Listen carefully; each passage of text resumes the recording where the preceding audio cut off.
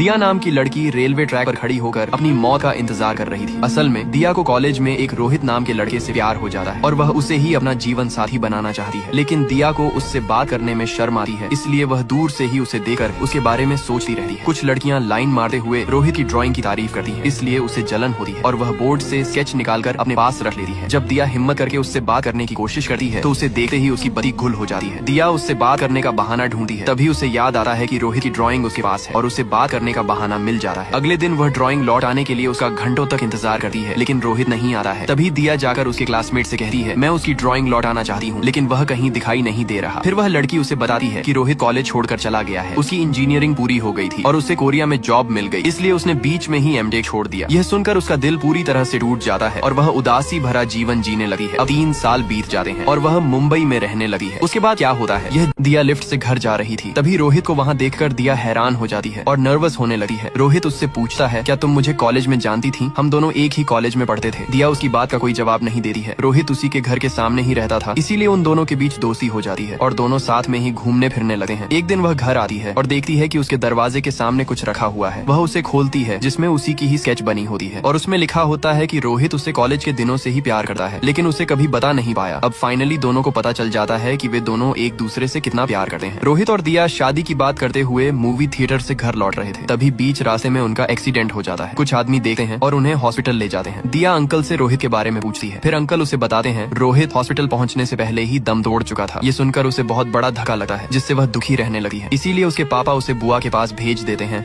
ताकि वह यह सब भूल जाए, लेकिन दिया रोहित को नहीं भूल पाती है, इसीलिए वह अपनी जान देने के लिए रेलवे ट्रैक पर आती है। उसके दिया ट्रेन को आता देखकर डर जाती है और साइड हो जाती है। तभी आदि नाम का लड़का उसे फोन करता है और बताता है कि उसका पर्स उसके पास है, जो चोर लेकर भाग गया था और अब वह उसे लौटाना चाहता है, लेकिन दिया अपना पर्स लेने से मना कर देती है और फोन काट देती है। आदि की माँ एक डॉक्टर होती है जो एक कॉन्फ्रेंस के लिए गाँव से शहर आती है। आदि अपनी माँ को लकी कहकर बुलाता है। उसकी माँ उसे एक बाइक गिफ्ट करती है, जिसे देकर वह बहुत खुश होता है। इसलिए आदि अपनी माँ के लिए एक प्यारा सा लेटर लिखता है, जिसे वह पढ़कर सुनाने लगता है। तभी कोई आ जाता है और लेटर नहीं सुना पाता है। एक दिन आदि मूवी देखने जाता है, तभी वहाँ उसकी मुलाकात दिया से होती है और उसे बताता है कि उसका पर्स अभी भी उसके पास है। फिर आदि उससे बात करते करते ग्रेवयार्ड ले आता है और बताता है कि बिना पेन और प्रॉब्लम के लोग यहीं रहते हैं, इसीलिए हमें प्रॉब्लम से भागना नहीं चाहिए, बल्कि उनका सामना करके आगे बढ़ना चाहिए। फिर दिया उसे अपनी सारी प्रॉब्लम बताती है। आदि उसे समझाते हुए कहता है कि रोहित को भूल जाए और जिंदगी में आगे बढ़े। फिर दोनों में दोस्ती हो जाती है और साथ में घूमने लगे हैं। दिया उसे बताती है कि वह मुंबई जा रही है। आदि उदास हो जाता है, तभी वह अपनी माँ को फोन करता है और सारी बातें बताता है। उसकी माँ उसे दिया के साथ एक दिन और बिताने का आइडिया देती है। आदि और दिया ट्रेन में साथ में सफर करते हैं, जिससे उन्हें एक दिन और मिल जाता है बातें करने के लिए। अगले दिन आदि अपनी गांव करवार स्टेशन पर उतर जाता है। फिर आदि देखता है कि दिया भी उसी स्टेशन पर उतर जाती है और उससे कहती है, मैं अपना समय अपने सबसे अच्छे दोस्त के साथ बिताना चाहती हूँ। फिर आदि उसे अपने माँ के घर ले आता है। आदि अपनी माँ से मिलने हॉस्पिटल जाता है, तभी उसे याद आता है कि उसने अपनी माँ के लिए एक लेटर लिखा था, जो उसने सिर्फ थोड़ा सा ही पढ़कर सुनाया था। इसलिए वह लेटर सुनाते हुए बोलता है, मैं हमेशा तुम्हें माँ मानता था, लेकिन पता नहीं तुम कब मेरी सबसे अच्छी दोस्त बन गई। इसी बीच उसके घर से फोन आता है, जिससे आदि का लेटर फिर अधूरा रह जाता है। नौकरानी बताती है कि दिया को तेज बुखार है, इसलिए आदि घर आता है और उसे दवाई देता है। आदि रात भर दिया के बारे में ही सोचता है। अगले दिन वह अपनी माँ से बताता है कि वह दिया से बहुत प्यार करता है, लेकिन दिया उसे सिर्फ एक अच्छे दोस्त के नजरिए से देखती है। तभी वहाँ दिया आ जाती है, जिससे आदि फोन कट कर देता है। वह उसे बताती है कि उसे अर्जेंट मुंबई जाना होगा। फिर आदि उसे स्टेशन पर छोड़ने आता है। फिर दोनों को साथ में बिताए हुए पल याद आने लगे हैं। तभी वे दोनों समझ जाते हैं कि उन्हें एक दूसरे से प्यार हो गया है और दोनों गले मिलते हैं। फिर दिया मुंबई चली जाती है। दिया रोहित को वापस जिंदा देकर हैरान हो जाती है। असल में रोहित का बचना मुश्किल होता है, इसलिए उसे इलाज के लिए सिंगापुर ले जाते हैं। इसीलिए अंकल दिया से झूठ बोलते हैं कि रोहित मर चुका है, ताकि वह ठीक न हुआ तो दिया रोहित का इंतजार न करे। अब उसके सामने बहुत बड़ी मुश्किल आ जाती है, क्योंकि वह रोहित को पूरी तरह से भूल चुकी है। दिया आदि को सारी बातें बताती है। आदि कहता है कि वह इतना खुदगर्ज नहीं है, इसलिए उसे भूल जाए और वह रोहित से शादी कर ले, लेकिन आदि अंदर ही अंदर रो रहा था। दिया की कजिन उसको बताती है कि कल उसकी रिसेप्शन है। आदि अपनी माँ से दिया को देखने की जिद करता है, तभी उसकी माँ हमेशा के लिए दिया को भूल जाने को कहती है और वहाँ जाने से मना करती है, लेकिन आदि बात नहीं मानता है और दिया से मिलने मुंबई आ जाता है, जहाँ वह आंखों में आंसू लिए उसको बधाई देता है। फिर आदि वहाँ से चला जाता है। दिया रोहित को उसके बारे में बताती है। रोहित उससे कहता है कि दिया की खुशी आदि में है, इसलिए वह आदि से शादी कर ले। आदि घर आता है और वह देखता है कि दिल का दौरा पड़ने से उसकी माँ मर गई थी। आदि अपने अधूरे लेटर को सुनाता है कि वह अपनी माँ से बहुत प्यार करता है। फिर अपने आप को कोसता है कि अगर वह नहीं जाता तो उसकी माँ जिंदा होती, इसीलिए आदि बहुत रोता है। आदि अपनी जान देने के लिए रेलवे ट्रैक पर आ जाता है, तभी दिया आ जाती है, लेकिन तब तक ट्रेन आ जाती है और आदि को उड़ा